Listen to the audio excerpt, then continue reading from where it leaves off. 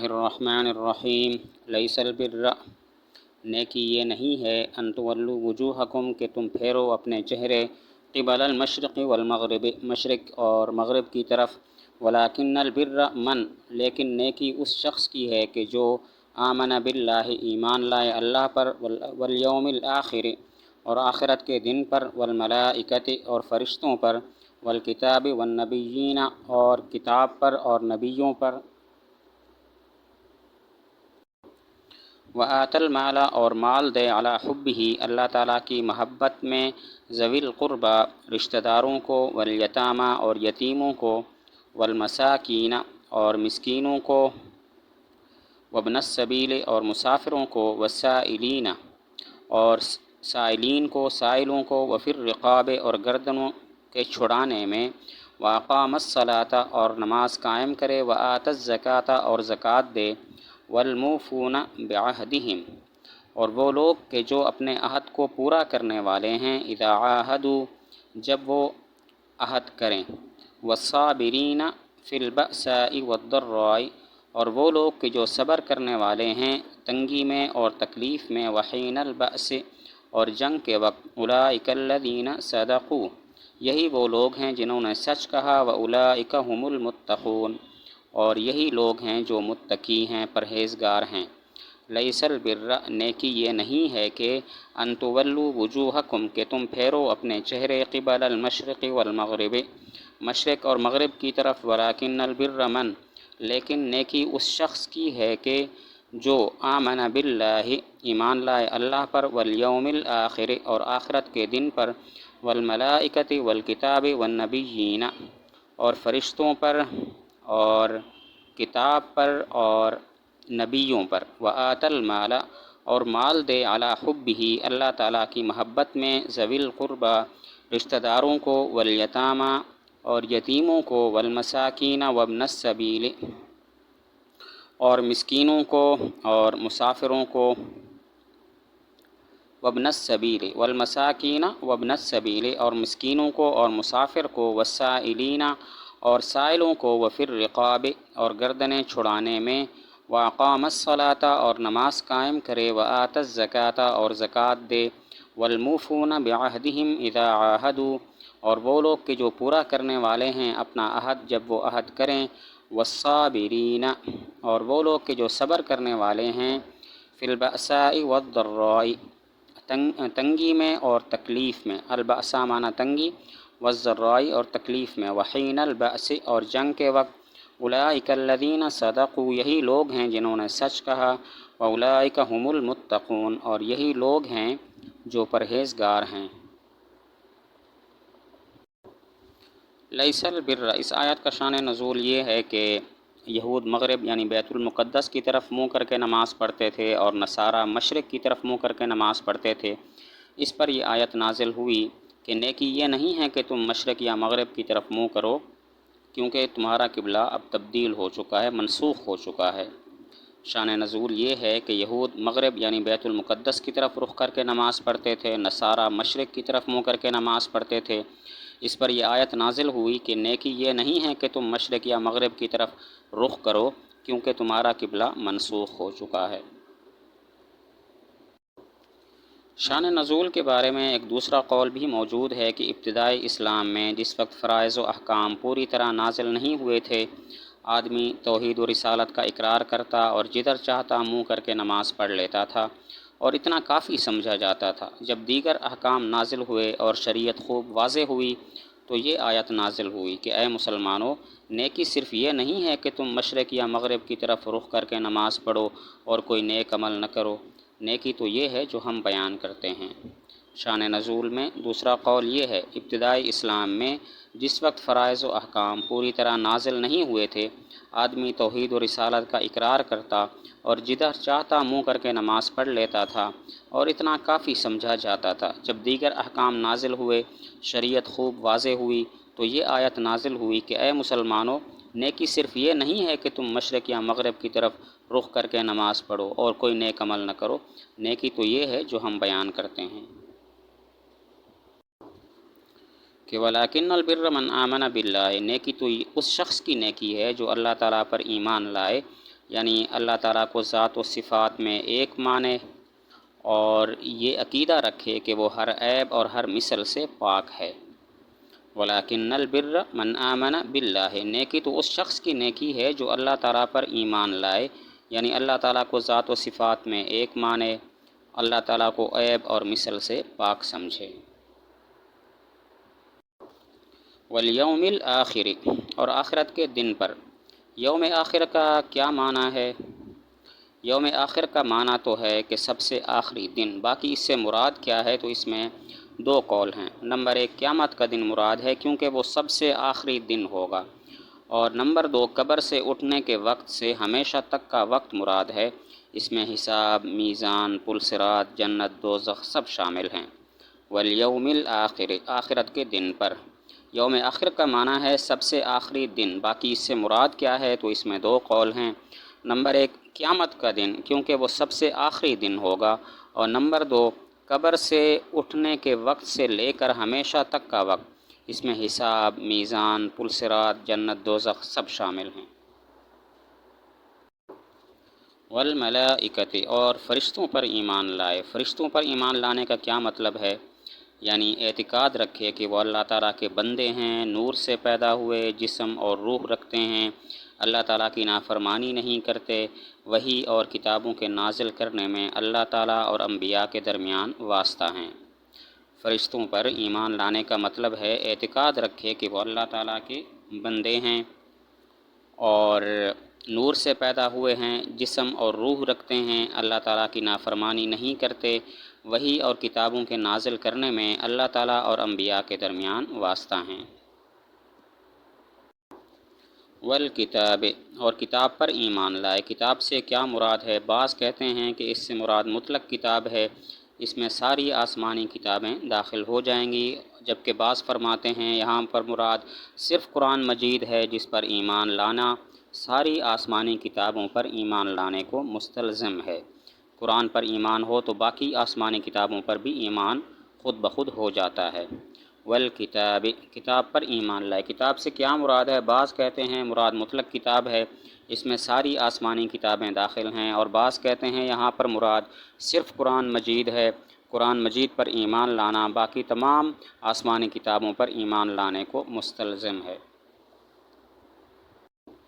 والنبیین، نبیوں پر ایمان لانے کا مطلب ہے کہ تصدیق کرے کہ انبیاء معصوم ہیں، لوگوں میں سب سے افضل ہیں، حضور صلی اللہ علیہ وسلم سب انبیاء سے افضل ہیں، آپ کی شریعت تمام شریعتوں کو منسوخ کرنے والی ہے۔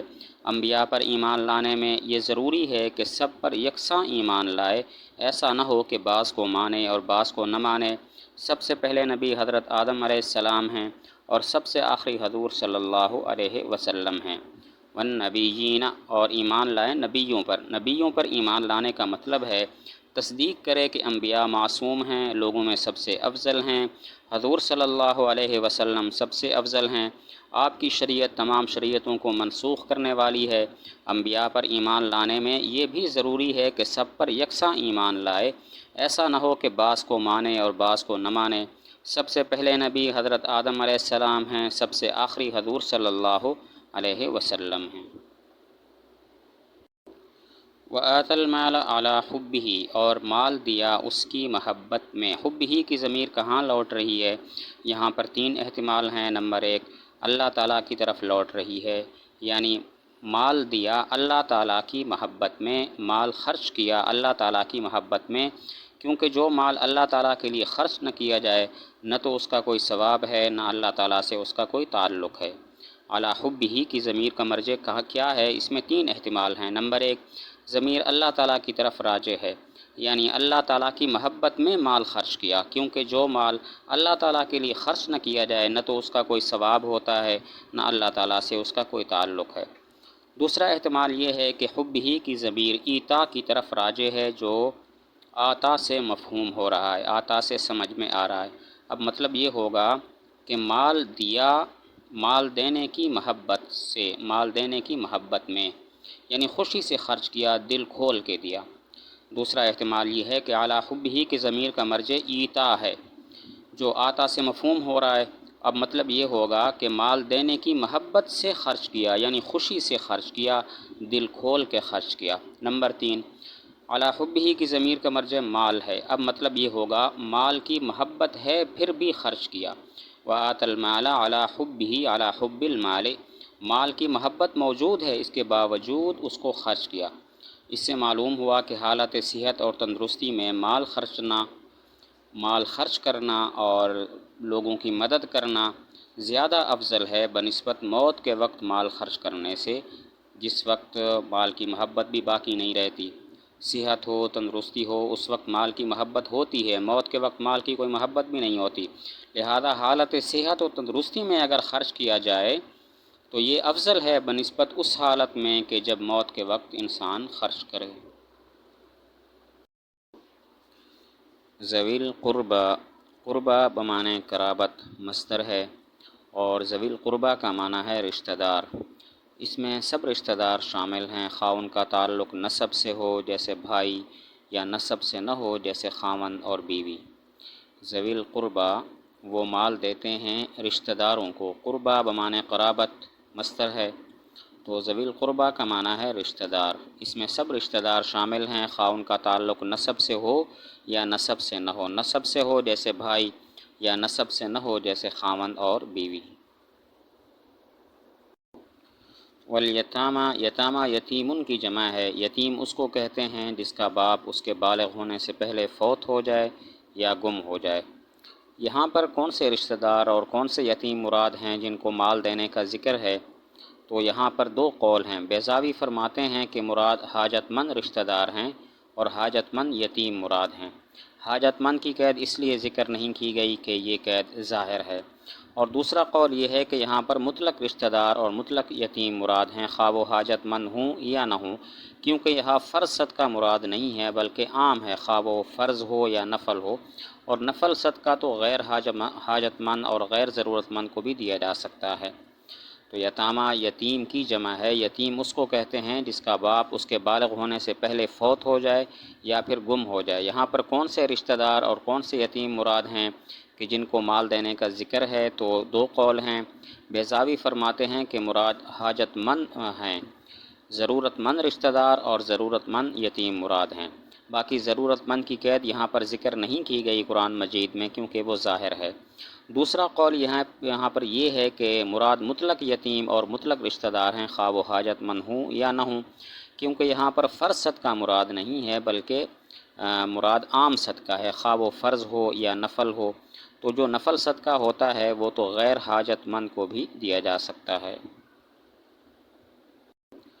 والمساکین، مساکین مسکین کی جمع ہے، مسکین اس کو کہتے ہیں جس کے پاس کچھ نہ ہو یا وہ چیز نہ ہو جس سے اس کی ضرورت پوری ہو، جس کے پاس کچھ مال بھی نہ ہو یا اتنا مال نہ ہو کہ جو اس کی ضرورت پوری کر سکے۔ مساکین مسکین کی جمع ہے، اور مسکین اس کو کہتے ہیں جس کے پاس کچھ بھی نہ ہو یا وہ چیز نہ ہو جس سے اس کی ضرورت پوری ہو سکے۔ مسکین کی وجہ تسمیہ یہ ہے کہ یہ سکنہ سے ہے، مسکین کو مسکنت ساکن کر دیتی ہے، گویا اس میں کوئی حرکت نہیں ہوتی، اس لیے اس کو مسکین کہتے ہیں۔ مسکین کی وجہ تسمیہ یہ ہے کہ یہ سکنہ سے ہے، اس نے سکون کیا، اس نے حرکت نہیں کی۔ مسکین کو بھی اس کی مسکنت ساکن کر دیتی ہے، گویا اس میں حرکت ختم ہو جاتی ہے، اسی وجہ سے اس کو مسکین کہتے ہیں۔ وابن السبیل، ابن سبیل اس سے کیا مراد ہے؟ تو اس میں دو قول ہیں۔ نمبر 1، اس سے مراد مسافر ہے جو اپنے اہل و عیال سے الگ ہو، اور دوسرا قول یہ ہے کہ مراد اس سے مہمان ہے۔ وابن السبیل اس کا معنی تو ہے مسافر، لیکن یہاں پر مراد کون ہے؟ تو اس میں دو قول ہیں۔ پہلا قول ہے کہ اس سے مراد مسافر ہے جو اپنے اہل و عیال سے دور ہو، اور دوسرا قول یہ ہے کہ مراد مہمان ہیں۔ سبیل کا معنی راستہ ہوتا ہے۔ اب مسافر کو ابن السبیل اس لیے کہتے ہیں کہ وہ راستے کو لازم پکڑتا ہے، اور مہمان کو ابن السبیل اس لیے کہتے ہیں کہ وہ راستہ کو اختیار کر کے آتا ہے۔ سبیل کا معنی ہے راستہ۔ مسافر کو ابن السبیل اس لیے کہتے ہیں کہ وہ راستہ کو لازم پکڑتا ہے، اور مہمان کو ابن السبیل اس لیے کہتے ہیں کہ وہ راستے کو اختیار کر کے آتا ہے۔ वस्साइलीन, साइलीन का माना है मांगने वाले। यहाँ पर मुराद कौन हैं? तो बाज़ फरमाते हैं मुराद हैं जो खाना तलब करते हैं। यहाँ पर मुराद है कि जो खाना तलब करते हैं, खाने का सवाल करते हैं, ख़्वाह वो गनी हूँ लेकिन उनका खाना उनको काफ़ी न होता हो, या फिर फ़ुक़रा हूँ। एक हदीस में आता है सवाल करने का हक़ है अगरचे वो घोड़े पर सवार हो। जो सवाल करता है उसका भी हक़ होता है अगरचे वो घोड़े पर सवार हो। तो साइलीन का माना है मांगने वाले। यहाँ पर मुराद कौन है? तो बाज़ फरमाते हैं मुराद वो लोग हैं जो खाना तलब करते हैं अगरचे वो गनी हूँ लेकिन उनका खाना उनको काफ़ी न होता हो, या फिर फ़ुक़रा हूँ। एक हदीस में इरशाद हज़ूर सल्लल्लाहु अलैहि वसल्लम है कि सवाल करने का हक़ है, सवाल करने वाले का भी हक़ है अगरचे वो घोड़े पर सवार हो। दूसरा कौल ये है कि मुराद यहाँ पर मसाकीन हैं, लेकिन यहाँ पर वो मसाकीन मुराद हैं जो सवाल करते हैं और उनका हाल सवाल से मालूम हो जाता है कि ये ज़रूरतमंद हैं। और पीछे जो मसाकीन का ज़िक्र हुआ, मुराद वो मसाकीन हैं जो सवाल नहीं करते, उनकी ज़रूरत उनके हाल से मालूम हो जाती है। दूसरा कौल ये है कि साइलीन से मुराद मसाकीन हैं, लेकिन मुराद वो मसाकीन हैं जो सवाल करते हैं और उनका हाल सवाल से मालूम हो जाता है कि ये ज़रूरतमंद हैं। और पीछे जो मसाकीन का तज़किरा हुआ, मुराद वो मसाकीन हैं जो सवाल नहीं करते, उनकी ज़रूरत उनके हाल से मालूम हो जाती है। व फिर रिक़ाब, और गर्दनें छुड़ाने में, माल देते हैं गर्दनें छुड़ाने में। तो गर्दनें छुड़ाने का क्या मतलब है? इसमें 3 कौल हैं। नंबर 1, मुकातब की मदद करना। मुकातब उस ग़ुलाम को कहते हैं जिसको मालिक ये कहे इतने पैसे दे दो तो तुम आज़ाद हो। तो यहाँ पर मुराद है मुकातब को छुड़वाते हैं, उसकी मदद करते हैं उसको आज़ादी दिलवाने में। और दूसरा कौल ये है कि मुराद है ग़ुलाम आज़ाद करना, ग़ुलाम आज़ाद करना। और तीसरा कौल है कि यहाँ पर मुराद है कैदियों का फ़िदिया देना। तो वह फिर रिक़ाब, वो माल देते हैं गर्दनें छुड़ाने में। गर्दनें छुड़ाने का क्या मतलब है? इसमें 3 कौल हैं। नंबर 1, मुकातब की मदद करना। मुकातब वो होता है जिसको मालिक ये कहे तुम इतने पैसे दे दो तो तुम आज़ाद हो। और दूसरा कौल ये है कि मुराद है ग़ुलाम को आज़ाद करना। तीसरा कौल है कैदियों का फ़िदिया देना। वअक़ामस्सलात, और नमाज कायम करे। तो इक़ामत सलात का मतलब है फ़र्ज़ और नफल नमाज को इस तरह अदा करना कि उसके आदाब, मुस्तहब्बात और सुनन की रियायत हो। अक़ामस्सलात, उसने नमाज कायम की। नमाज कायम करने का मतलब है कि फ़र्ज़ और नफल नमाज को इस तरह अदा किया जाए कि उसके आदाब और मुस्तहब्बात और सुन्नतों की मुकम्मल रियायत हो। व आतज़ ज़कात, और ज़कात दी। पीछे आतल माला में माल खर्च करने का बयान हुआ, यहाँ व आतज़ ज़काता में भी माल खर्च करने का ज़िक्र है। तो मुफस्सिरीन के यहाँ पे 3 कौल हैं। पहला कौल ये है कि यहाँ पर ज़कात मुराद है, ज़कात से मुराद यहाँ पर फ़र्ज़ अदायगी है, और आतल माला से मुराद नफल सदक़ात हैं। दूसरा कौल ये है कि ज़कात से मुराद फ़र्ज़ और आतल माला से मुराद मुतलक सदक़ात हैं। और तीसरा कौल ये है कि दोनों जगह मुराद ज़कात है। पहली जगह आतल माला में मसारिफ़ ज़कात का बयान है कि किस किस को ज़कात देनी चाहिए, और दूसरी जगह में आतज़ ज़काता में इसकी तरग़ीब है। तो आतज़ ज़काता, आतल माला में माल खर्च करने का बयान हुआ, यहाँ आतज़ ज़काता में भी माल खर्च करने का ज़िक्र है। तो मुफस्सिरीन के यहाँ पर 3 कौल हैं। नंबर 1, यहाँ आतज़ ज़काता में ज़कात से मुराद फ़र्ज़ है और आतल माला में मुराद नफल सदक़ात हैं। दूसरा कौल यह है कि ज़कात से मुराद फ़र्ज़ और आतल माला से मुराद मुतलक सदक़ात हैं। और तीसरा कौल यह है कि दोनों जगह मुराद ज़कात है। यहाँ आतल माला में मसारिफ़ ज़कात का बयान है, और दूसरी जगह आतज़ ज़काता में तरग़ीब है ज़कात देने की। वल्मुफ़ून बिअहदिहिम इज़ा आहदू, जब अहद करते हैं तो उसको पूरा करते हैं। इसमें कई सूरतें शामिल हैं। अल्लाह ताला से जो रोज़े अज़ल अहद हुआ था उसको पूरा करते हैं। दुनिया में जब कसम खाते हैं तो उसको पूरा करते हैं। जब मन्नत मानते हैं पूरा करते हैं। लोगों से वादा करते हैं तो पूरा करते हैं। जब उनके पास कोई अमानत रखवाता है तो पूरा पूरा वापस करते हैं। जब उनको गवाह बनाया जाता है तो सच्ची गवाही देते हैं। والموفون بعہدہم اذا عاہدوا، جب کوئی عہد کرتے ہیں تو اس کو پورا کرتے ہیں۔ اس میں کئی صورتیں داخل ہیں۔ اللہ تعالیٰ سے جو روز ازل عہد ہوا تھا اس کو پورا کرتے ہیں، دنیا میں جب قسم کھاتے ہیں اس کو پورا کرتے ہیں، جب منت مانتے ہیں اس کو پورا کرتے ہیں، لوگوں سے وعدہ کرتے ہیں تو اس کو پورا کرتے ہیں، جب ان کے پاس کوئی امانت رکھواتا ہے تو اس کو پورا کرتے ہیں، جب ان کو گواہ بنایا جاتا ہے تو سچی گواہی دیتے ہیں۔ والصابرین، صابرین صابر کی جمع ہے بمعنی صبر کرنے والے۔ اور الصابرین کا نسب کیوں ہے تو اس میں دو قول ہیں۔ نمبر ایک، یہ نسب بنا بر مدح ہے، یعنی امدح الصابرین، میں صبر کرنے والوں کی مدح کرتا ہوں، اور یا پھر اس وجہ سے کہ اس کا عطف ذوی القربہ پر ہے، یعنی آت المال الصابرین، اس نے اپنا مال دیا صبر کرنے والوں کو۔ الصابرین صابر کی جمع ہے بمعنی صبر کرنے والے، اور باقی یہاں پر الصابرین کا نسب یا تو بنا بر مدح کے ہے، یعنی امدح الصابرین، میں مدح کرتا ہوں صابرین کی، یا پھر اس وجہ سے کہ اس کا عطف ذوی القربہ پر ہے، یعنی آت المال الصابرین، اس نے اپنا مال دیا صبر کرنے والوں کو۔ فی البأساء والضراء وحین البأس، یعنی تنگی، تکلیف اور جنگ کے وقت صبر کرنے والے۔ بأسا کا معنی سختی اور فقر، اور الضراء سے مراد ہے مرض اور اپاہج پن، اور بأس کا معنی ہے اللہ تعالیٰ کے راستے میں قتال۔ فی البأساء والضراء وحین البأس، یعنی تنگی، تکلیف اور جنگ کے وقت صبر کرنے والے ہیں۔ بأسا کا معنی سختی اور فقر، الضراء کا معنی مرض اور اپاہج پن، اور حین البأس اس سے مراد ہے اللہ تعالیٰ کے راستے میں جہاد۔ اولئک الذین صدقوا واولئک هم المتقون، یہی لوگ ایمان اور نیکی میں سچے ہیں، اور یہی لوگ کفر اور بری خصلتوں سے بچنے والے ہیں۔ اولئک الذین صدقوا، یہی لوگ سچے ہیں یعنی ایمان اور نیکی میں سچے ہیں، اور یہی لوگ بچنے والے ہیں یعنی کفر اور بری عادتوں سے بچنے والے ہیں۔